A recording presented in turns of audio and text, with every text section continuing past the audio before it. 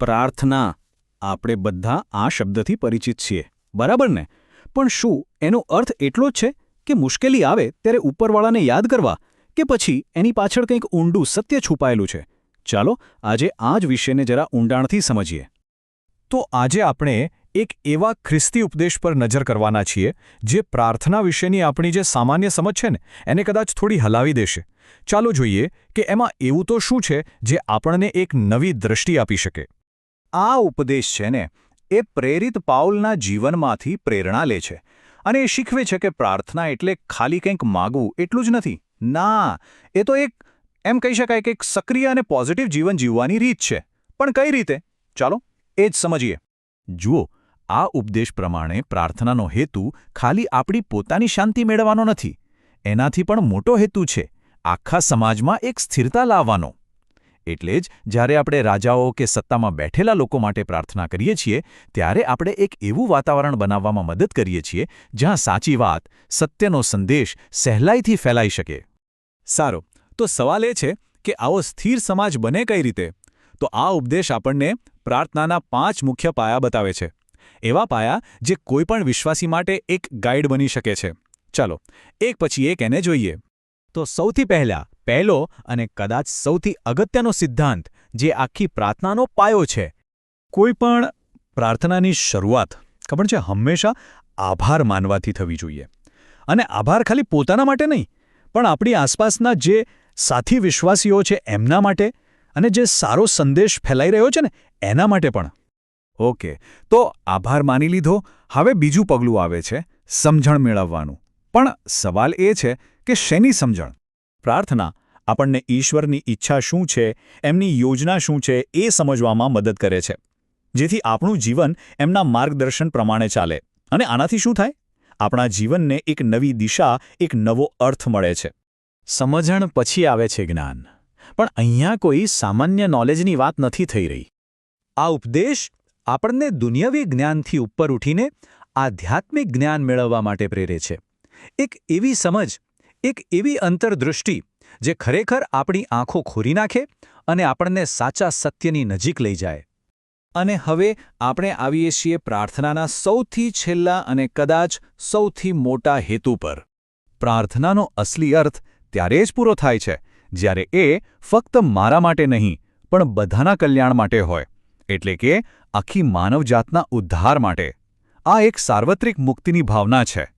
સારું, તો અત્યાર સુધી બધું બહુ જ પોઝિટિવ અને સારું લાગી રહ્યું છે, બરાબર?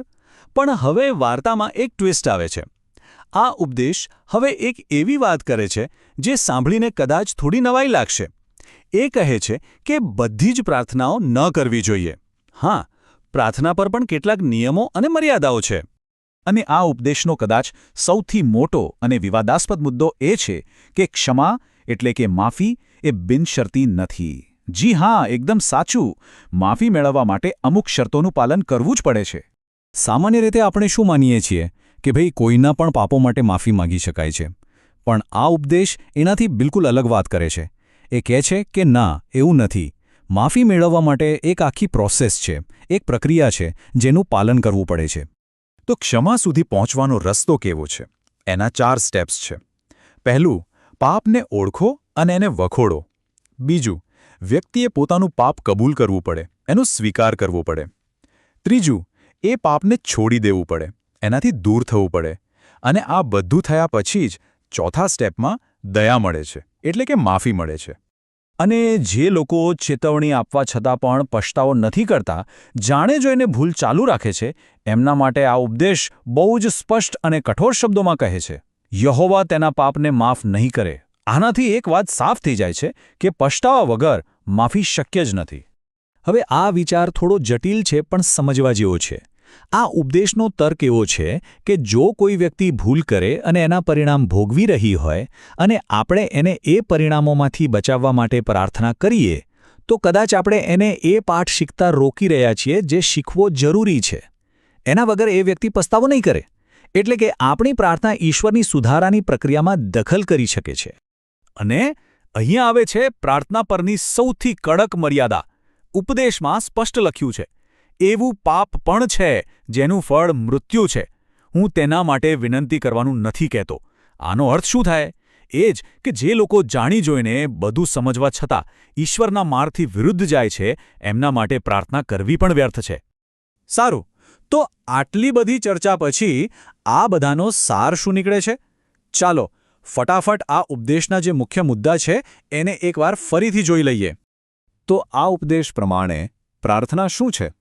એ કોઈ જાદુઈ લાકડી નથી કે ફેરવી અને બધી શરતો ગાયબ થઈ ગઈ. ના, એ તો એક શિસ્તબદ્ધ પ્રેક્ટિસ છે, એક એવો રસ્તો છે જે આપણને ઈશ્વરની ઈચ્છા સાથે જોડે છે. અને આ રસ્તો કોના માટે છે?